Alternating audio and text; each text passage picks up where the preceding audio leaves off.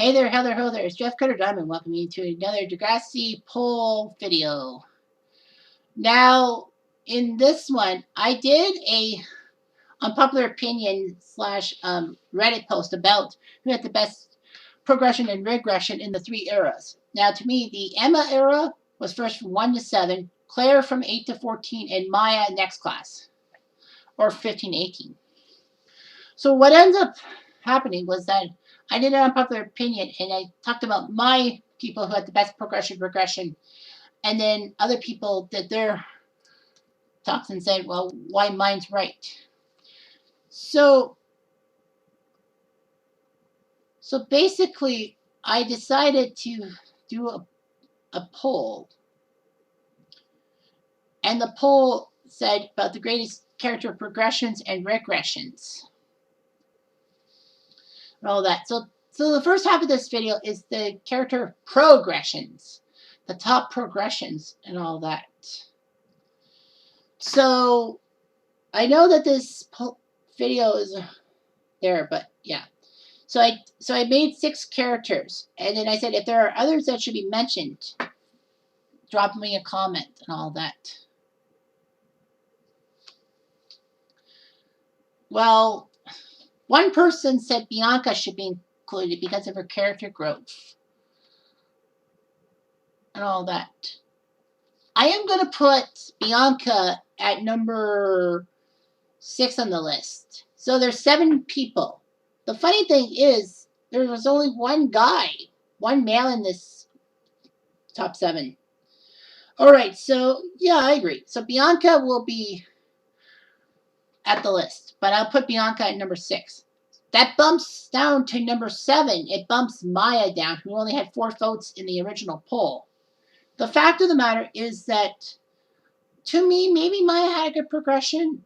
Like, coming off the fact that her boyfriend killed herself in season 12, she was dealing with Sig being a jealous prick. She was trying to deal with the problems that Steph brought to her, that she tried to portray to people, but they all told her that she was crazy and all that shit. Like, her mother didn't help her out as much as she should have. You know, especially in season 14. In season 14, she had the Miles situation that she envisioned Miles hurting himself via jumping off the balcony. She got a new Cam did that, too. And then, you know, she was having visions of Miles becoming like Cam, but she didn't say anything to anybody, which would have helped maybe get some help for her. But the fact of the matter is that, you know, she was protecting everyone for the fact she didn't want Cam's a situation like Cam to happen to her. So she had a progression and all that. But the fact of the matter is that, you know, after season 14 helping Miles out, season 15 and 16, she's like a feminist. She doesn't really have a lot of decent plot lines. But then there was a bus crash that happened to her. She got hurt, but then Tristan's in a coma, and Maya figures that something's wrong with her. She can't shake it for some reason. That the bus crash reminded her of Cam in some reason that brought Cam's problems back to her. She attempts to kill herself in Next Class season 3. And all of a sudden, she, you know, goes to the bus to take pills to kill herself and all that. Doesn't give the pills time to kick in. And then she decides to jump off the roof. But then on the roof, thanks to, she actually convulses, but thanks to Sig and Esme, they find her. And, you know, Maya is saved. She goes through season 4 of Next Class trying to get back to her life and all that. And thankfully, though, she seems bubbly and all that. And Sig did seem like a dick. Although Sig was supposed to be with Esme. And Maya knew that. Maya wanted Sig to go with Esme. She wanted Esme's help. And of course, Esme was pissed off at Maya for the fact that Maya survived and that Esme wasn't held a hero. They all gravitated towards Maya. So, yeah. All right. So, I will name Bianca number 6. Now, I would put her at number 5, but I think the person at number 5 had a better progression. So, Bianca in season 11 was basically just this girl that Audra didn't want Drew to date. But Drew and Bianca get themselves in trouble with Vince, the gang leader, sending one of his goons, Anson, in to hurt Bianca and all that. Drew tries to fight Bianca, try to fight Anson off. Anson overpowers him, but then Bianca slams him over the head with a rock, and things happen. And then Bianca's locket is lost, and someone picks up the locket. We soon learn that Drew decides to take the fall for Bianca, and I'm like, Bianca basically forced Drew to take punishment for her? Is she nuts? She's leading Drew around like a puppet. And worst of all is that Finn's found the bracelet and told Bianca to be his bitch, because if she refused, then Vince will ruin Drew's life. And then Vince won't go after Drew or anyone else. So, of course, Drew finds this out and tries to get Bianca out of this situation, but it pisses off Vince, who decides to bring a gun to the school prom to get at Drew. And Bianca said, "Why did you talk to him, Drew? It's never going to be over." And then he shoots at Adam. I don't know if he shot at Adam on purpose or he shot at Drew, or he was aiming for Drew. But Adam got shot. He got hurt. Drew takes responsibility, although Audra said that, Bianca was behind this and all that Bianca set things up.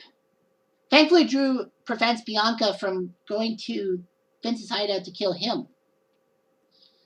Like, she picks up the gun and all that. Like, that's weird. So, Bianca is blamed, but Drew takes responsibility and steps up to his mom, who basically was kind of a mama bear, like a Karen, who basically wanted to hurt Snake for the fact that one little incident with Drew, and she could just destroy his confidence. Like, she pushed Snake too far.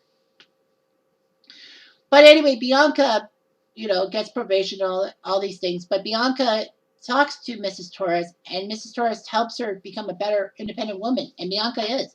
Bianca and Drew get engaged, want to go to Vegas, but then they break it off. And then Bianca says she doesn't need Drew and leaves Drew high and dry, and he's upset. And the worst part about it is that Vince was seen in season 13. It's like, what the fuck? I thought he was in jail for at least a few years, but maybe because Bianca was going to kill him with the gun and all that, her fingerprints were on the gun, that Vince may have got some lesser punishment. I don't know. Anyway, so that's that. Number 5 on the list is Zoe. Well, she had 8 votes in the original thing, but I think Zoe had a good progression, especially after being a dick. Yeah, she got raped in season 13, and then season 14 she did Degrassi Nudes, which a lot of people, including myself, figured that's the only reason why Zoe was in this Degrassi Nudes thing. She wanted to take control of her body again because, she was at the point of no return that, people were staring at her body and, she had a poor body image of herself. So she decides, well, I need to take my control of my body. But she ends up controlling the cheerleading squad who refused to help her. They only do it because Zoe pushes them to, and they were afraid to go behind Zoe's back. So, of course, the catfight between Zoe and Frankie about who Degrassi Nudes is about. Zoe ends up being told by Lola that she should take responsibility for Degrassi Nudes because if she doesn't, then people will hate her forever. So she decides to take responsibility. And then thankfully she gets a good lawyer and gets community service when she should have been in jail for 5 years for community service, for child pornography. Well, it's obviously community service or 5 years in jail. Take your pick. And so he obviously picked community service.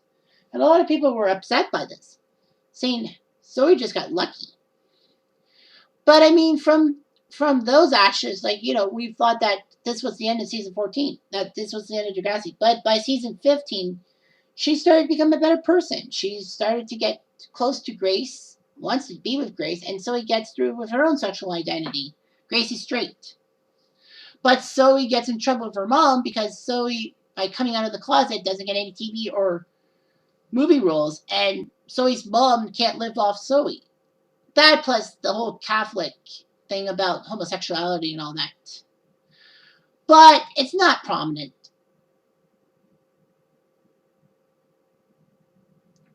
But anyway, I think in a sense that, Zoe wanted to get clean with things. She was with Rasha. She had a fun relationship. The series finale said that Zoe's mom refused to come to prom because of embarrassment and all that. And Zoe's dad comes in with documents for Zoe to sign off on. And so Zoe actually burns the letter her mom gave her. And basically, says that her friends are her family. She can do without them. So anyway, number 4, and it was a close vote for third, but number 4, losing out by 2 votes, is Fiona, who had 23 votes. I don't know much about Fiona. This was basically the period I stopped watching Degrassi. But Fiona came with Declan in season 9. They were twins of an American diplomat who set up shop in Toronto. Like, they were from New York City. And Fiona was upset with Declan dating Holly J. Because the fact of the matter is that, she didn't want Declan out of her life. She hated Holly J for everything. I mean, who wouldn't hate on Holly J? So anyway, Fiona decides to try to kiss Declan to have twin cest and try to fool Holly J out. But Holly J and Declan still are together. I mean, Declan was a terrible boyfriend to Holly J after Holly J's family lost a lot of fortune, and Holly J was basically Declan's boyfriend so that she could afford stuff. She didn't know anything about being a pauper. But yeah, Fiona actually had her own problems. She was abused by Bobby. She won her court case, but then she started drinking a lot to try to get out of the problems she had. But unfortunately, that made her drunk and made her unreliable, and she had to go to rehab. And she finally gets out of rehab and actually crushed on Holly J, although she never says it to Holly J's face. But Fiona deserved better. I mean, Fiona and Imogen seemed like a good couple and all that, but it never lasted. Why, I don't know. Anyway, number 3 by 2 votes, with 25 votes, was Manny. Now, Manny's progression is basically out of her cringy phase and all that. Manny was basically Emma's best friend for a long time. She had eyes on Craig. Manny and Craig had a relationship. Manny got impregnated by Craig somehow, even though Craig was supposed to be with Ashley. And then, Manny aborted the baby despite Emma's objections. But then Emma then comes out of freaking nowhere and says that, Manny should abort the baby. It's the woman's right to choose. And it's like, Emma was so gung-ho on abortion and all that, and then she turns around. And I often wonder, because I knew that Emma and Manny in season 3 stopped being friends for a while. And I don't know if they were friends at that point about the abortion thing. But I think Emma was upset that she wasn't with Manny. She wanted Manny as a friend and knew that the only way to get Manny back is to go on her level. So, yeah, it showed how much Emma needed Manny in her life. And this was before the Rick Burry situation. But once she lost Manny, then she was easily moved into Paige's Clique before Paige's Clique booted her for sympathizing with Rick. But yeah, Manny had a lot of suitors and all that. Season 5, she got in trouble for flashing her breasts after being blackmailed by Peter. Like, Manny refused to give Peter the money and all that. And then Manny's dad kicked her out for being a slut and for refusing to play his way by choosing acting over everything. So Manny stays with Emma in season 5, deals with Emma's bossiness and all that stuff. And then she leaves in the wake of the JT situation, which Emma is upset about. Like, Manny's going home. I mean, in a sense, I think that the way I look at it is that maybe Manny's trying to duck the fact that she was responsible for that house party that was not supposed to be tragic with JT's death and all that. And Emma just needed Manny's help. And I feel like if Manny had calmed Emma down instead of being a bitch towards her, Emma would have probably just cooled her jets and not go after Lakers. We're fine. Of course, Manny and Emma become friends. Manny actually goes out with Jay, which is funny. It was a trick to try to get her parents off her back, but they didn't back down. And then Manny and Jay find out that they're perfect for each other, even though that they both have troubles with each other and all that. I really hate Jay in a sense, but I'm glad that he kind of had a progression. And number 2 with 55 votes is Holly J. So Holly J was portrayed. She started in season 7 as this stuck-up, annoying girl who thinks she knows what's best for everyone. The funny thing is that Holly J is Heather Sinclair's sister. And it's weird that they both didn't go to Degrassi. One went to Degrassi, one went to Lakehurst. But I think they were on a boundary line that Holly J got to choose, and she didn't want to be in her sister's shadow. But at least she was seen. Heather never was. But Holly J was kind of an idiot. She basically insulted Mia for putting her daughter above cheerleading. She could get away with flirting. She got Principal Shep's help in season 8 to be student council president because the Shep really liked Holly J and all that. He was a pervert in a sense. Holly J was just this queen bee who I think wanted to be like her sister in a sense. But Holly J got put down a peg or two a couple times by season 9. She was working at the Dot, but she almost got hurt by someone's gunshot, and she also got in trouble with Ollie for face rage. And by season 10, I mean, she was the student council vice president. She was actually running for council president and wanted Anya to try to destroy Sav's chances by saying that she's pregnant with Sav's kid. But then Anya decides to turn around on Holly J and basically tells Holly J that basically said that we lost the kids. And then that lost Holly J's sympathy and Sav's and gained some sympathy. Of course, you know, the Holly J situation with Anya. Like, taking advantage of a very cold-hearted Anya. Like, taking advantage of someone who just wanted to be a follower. Anya's self-esteem was terrible, and Holly J preyed on that somehow. I know she helped Anya in a sense, but Anya couldn't get out of Holly J's shadow. Especially with Holly J trying to force Anya to ruin Sav's chances to be student council president, which failed. Holly J has this attraction with Sav, and for some strange reason, Sav's parents, in their first major breakthrough since that family therapy thing, accept Sav and Holly J, but wouldn't accept Sav and Anya because Sav put his arranged marriage before Anya, which is pathetic. I mean, Sav is a dick. So anyway, Sav aside, so Holly J became a good person. I know you could probably say Anya had a good progression and all that, but Anya I don't think did.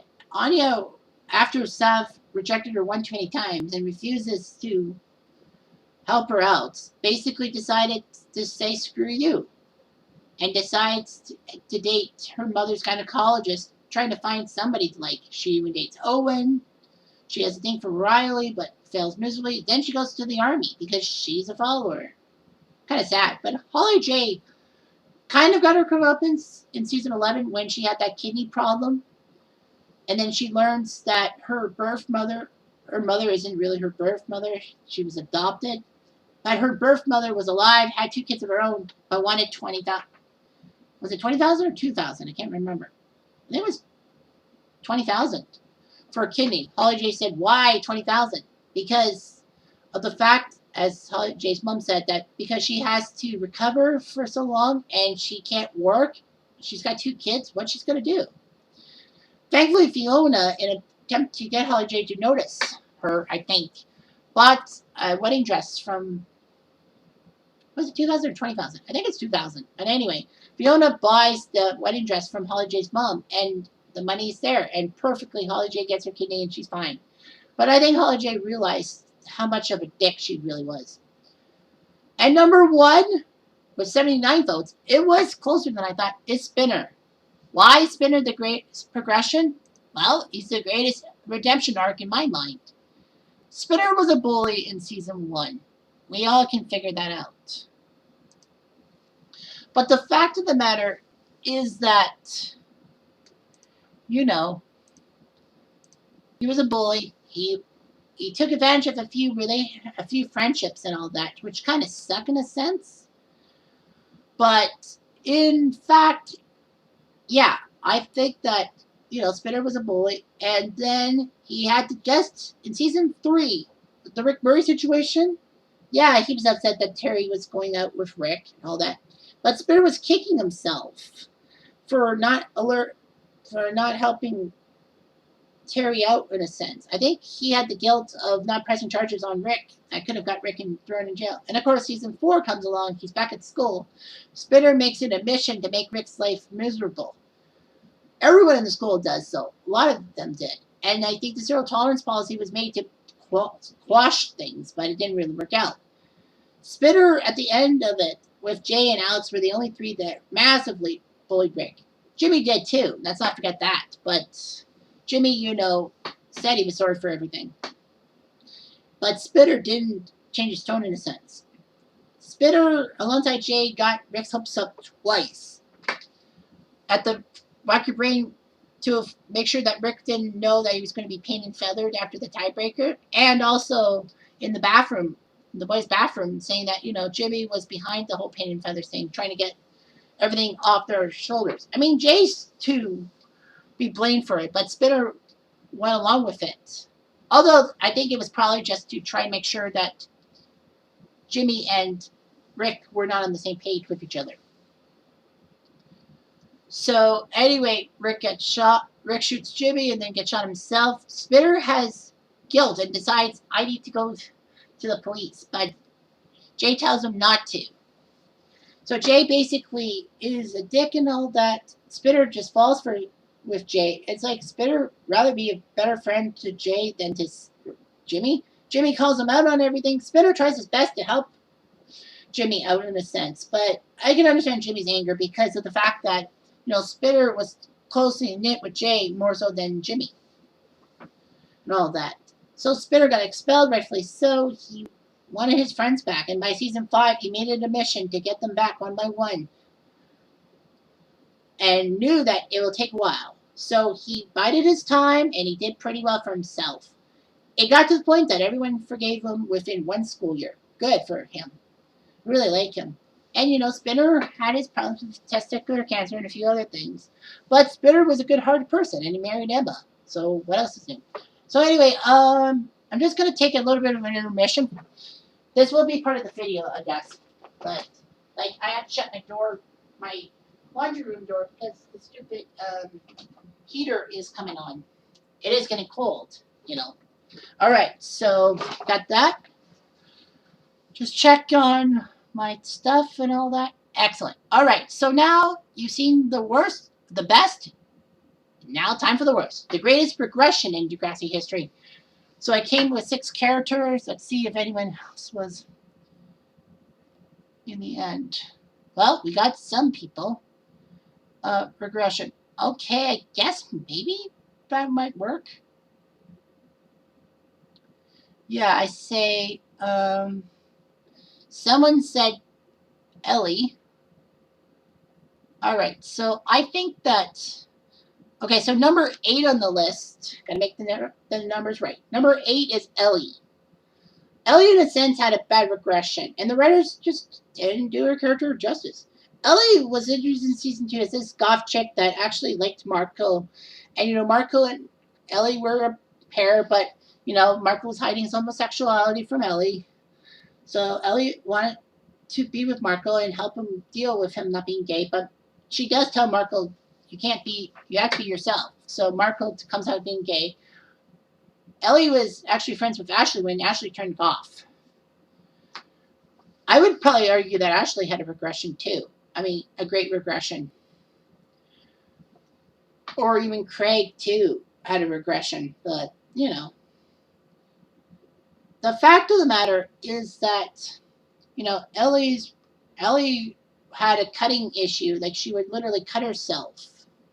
And all of a sudden, people were like, oh my God, what about Ellie? So Ellie gets help thanks to Paige. And because, her dad's in the military and her mom's a drunk, upset that her dad would have to go to the military. And Ellie tries to take care of her mother, but unfortunately can't concentrate on much. So Ellie basically, was there. Ellie decides to date Sean while both of them were thrown into Saturday detention in season 3. And, Ellie helped Sean deal with his issues. Of course, Ellie was left high and dry by Sean in Back in Black when Sean decides to move back to Wasaga Beach in the wake of accidentally killing Rick with his own gun. All that. Ellie then is told by Alex to trust her mother's instincts because her mother tries to get better after losing Ellie. But Ellie, has an attraction to Craig and is upset that Craig has a girlfriend in season 8's Degrassi Goes Hollywood, so Ellie decides to try to walk into the Pacific Ocean but gets stopped by Craig. So yeah, she had a bad regression. Number 7 for me would be Paige. Like, all that. Paige was the sassy queen bee who was fighting with Heather Sinclair for being queen bee. But the fact of the matter is that Paige, in a sense, was, well, she tried to be independent, but she basically tipped a lot of people off. I mean, she was bossy in a sense, especially with the Ashley situation, which I made a Degrassi unpopular opinion about, saying that I think that Paige was forcing Terry and Hazel to pick between staying with Paige and being popular and being part of a good group, or being with Ashley and basically being left high and dry. And, it's upsetting. Paige was, of course, the cause of Rick's angst in a sense. Like, Rick's rage was mostly Paige's fault because Paige refused to believe that Rick and Terry would fit well and insulted Rick. And Rick was upset over the fact that Terry was still with Paige and Paige's clique and all of that. I can understand Rick's issues. But then, yeah, Paige just ripped him off. Paige, of course, got raped by Dean. Unfortunately, her rape trial goes Dean's way when it was lack of evidence and all that, which ticks me off because what about Sauve's stuff? Can her stuff on helping Paige be admissible in court? Fuck that. So the fact of the matter is that, she was all that. And, she had a weird season 4, like, the rape trial and all that, crashing Spinner's car into Dean's car to pay Dean back for all the hurt that he did to her. Spitter cheating on Paige with Manny, and then basically dealing with Mr. Olander, a student teacher, and protecting him. Why would she protect him? Like, Paige was not in the right frame of mind in season 4. And then Paige turns into a lesbian in season 5 without much notice. I mean, it's okay for her to be lesbian, but I just wish we knew why she hid the fact she was a lesbian and all that. So she and Alex, they have their issues. Paige is said to be pretty bad towards Alex because of the class system. She has panic attacks in college and has to drop out with her tail between her legs. And then in season 8, Degrassi Goes Hollywood, we find out that she's an assistant for a reality star and accidentally gets the role in High School Musical, like the Jason Mewes musical thing, instead of, Paige's employer. And Paige acts like a Hollywood diva, and it was found out that she got lucky and she was just an assistant. But Paige helps Manny get the role over her, and it worked for Paige. Paige became an assistant to Jason Mewes, and then I think picked up a lot of things going forward. But yeah, it was weird seeing Paige from Queen Bee to reality show assistant, and not really anything else. All right, so here are the people in the polls. Although I do want to say I would probably literally put Paige at number 5. So if I were to redo it, Paige would be number 5. So that means the new number 7 on the list is Frankie, who actually got 11 votes in this poll out of 207. So Frankie, for me, like, she peaked in a sense, but she went downhill mostly because of the racism plot. Now, Frankie was one of Mayor Hollingsworth's kids, all that. So Frankie didn't really do much. In a summer movie in season 14, she was in love with this guy while being an intern for her dad, and then basically she's oblivious to the fact that the guy actually is working to milk Frankie for $2,000. Is she because she's a Hollingsworth, or is it because Frankie's easy gullible? So Frankie didn't do herself much favor, although everything worked out in the end. But the racism plot did her in. She didn't know everything was racist and all that, and people should have stopped her from being racist. The volleyball team left her high and dry, and she basically was just upset with herself. So, yeah, she was portrayed as racist and all that. She did apologize. It wasn't her apologies that were bad. It was just how she apologized, and she didn't take into account that she should have been educating herself. And worst of all, because she's a Hollingsworth, people obviously think that she's white privilege, which she kind of is.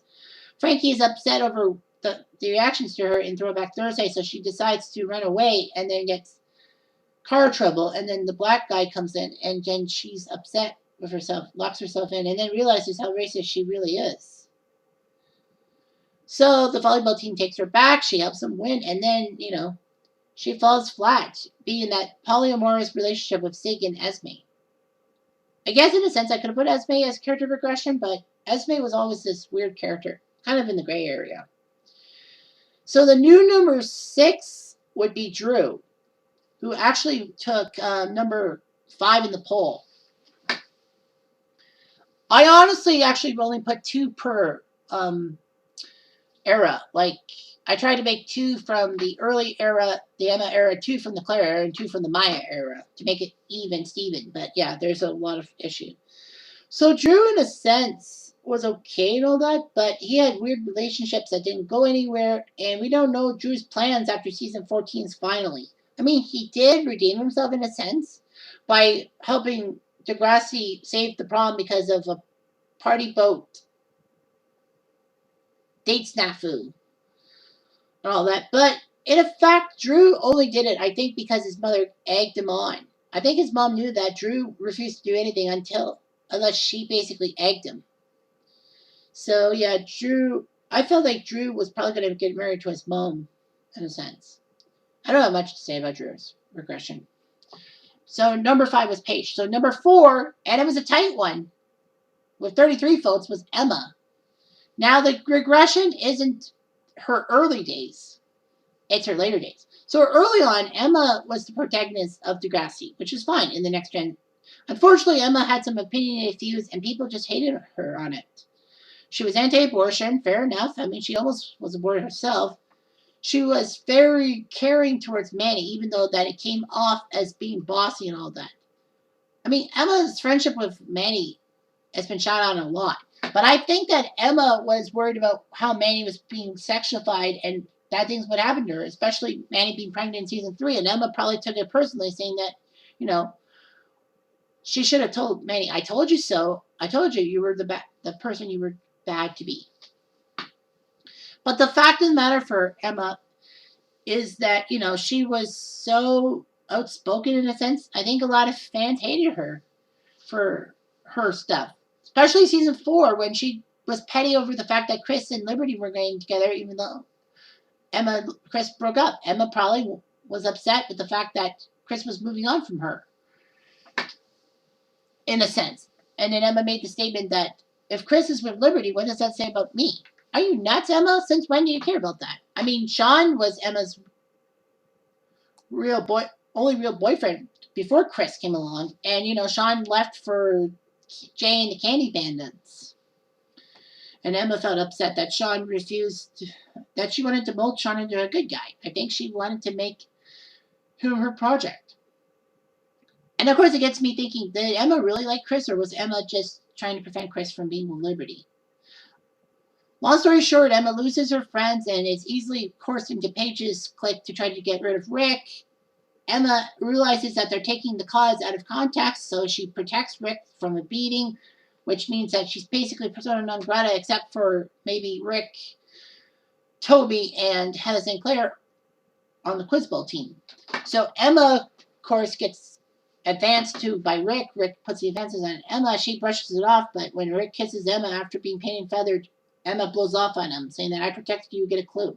And Emma nearly died by Rick's gun. Sean saves the day.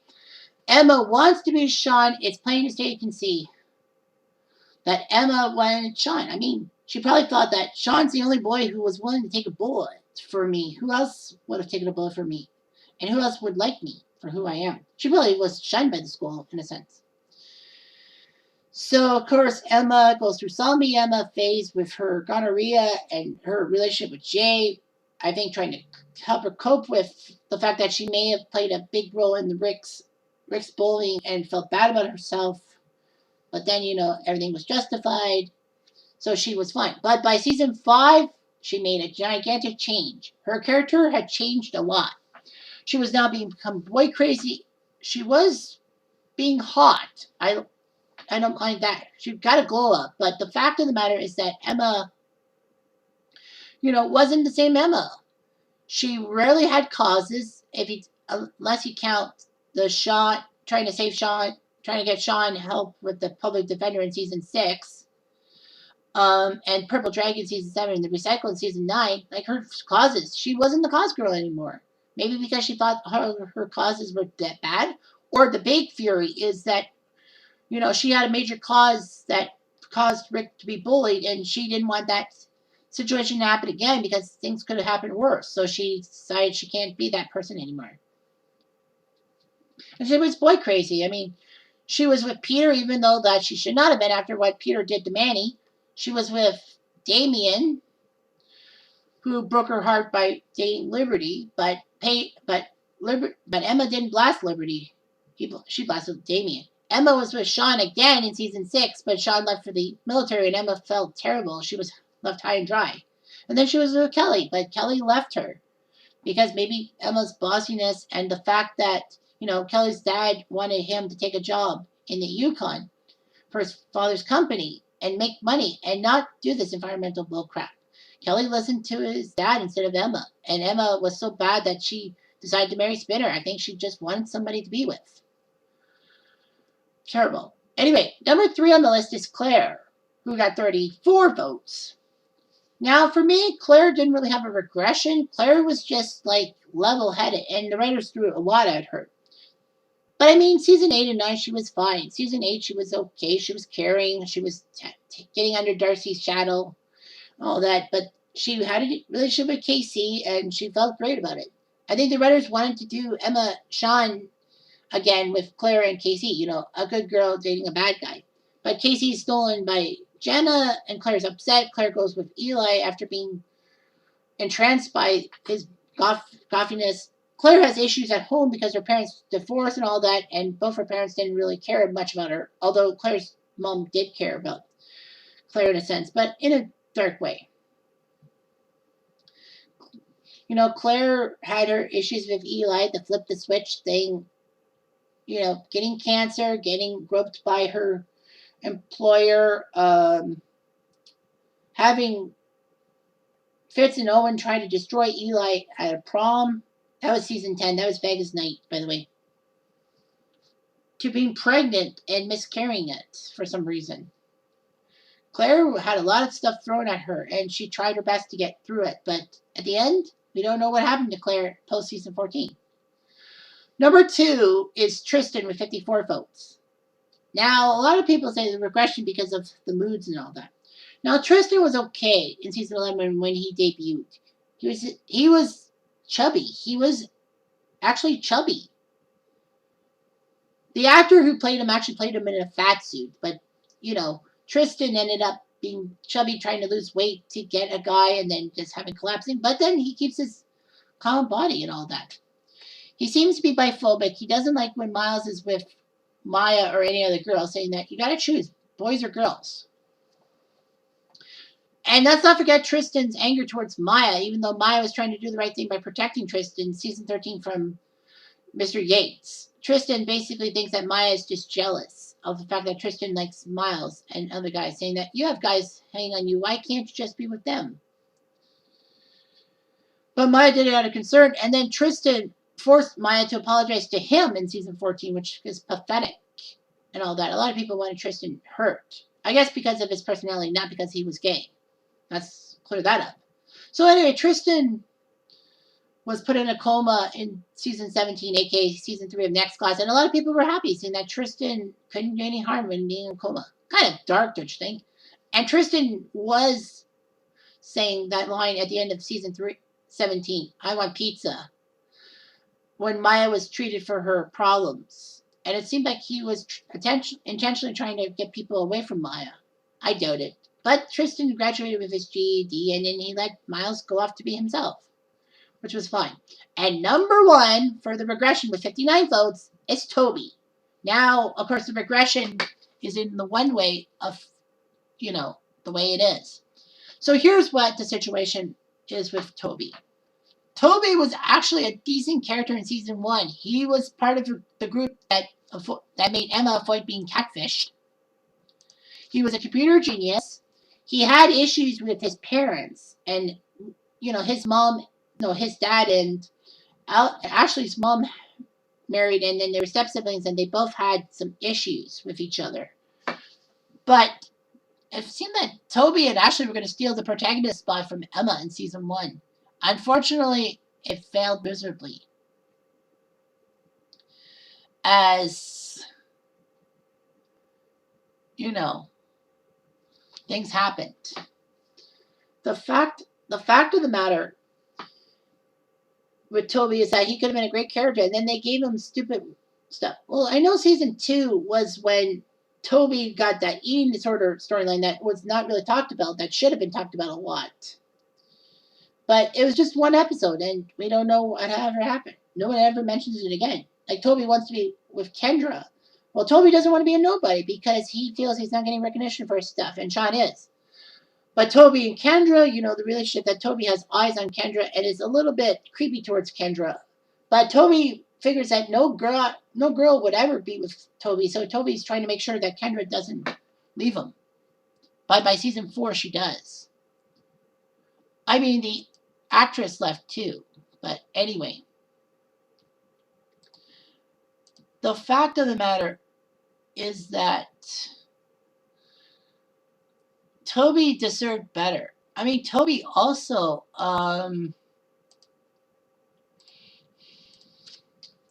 Toby also had issues because they couldn't get him the storyline, with JT basically doing his own stuff. Then, what are they going to do with Toby and all that? They tried pairing him with Jimmy, which failed miserably. And then, JT leaves to be with Danny.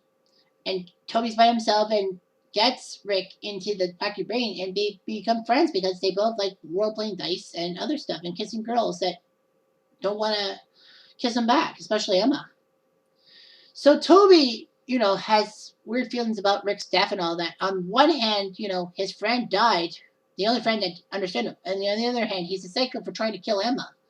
And I wish that Toby tried to do more to push Rick away from Emma, because I think that Toby and Emma could have been a thing. That would have been nice. But Toby got pushed to the backside. But thankfully, JT realizes he's a bad friend and decides to talk to Toby, and they talk to each other, and everything's fine again.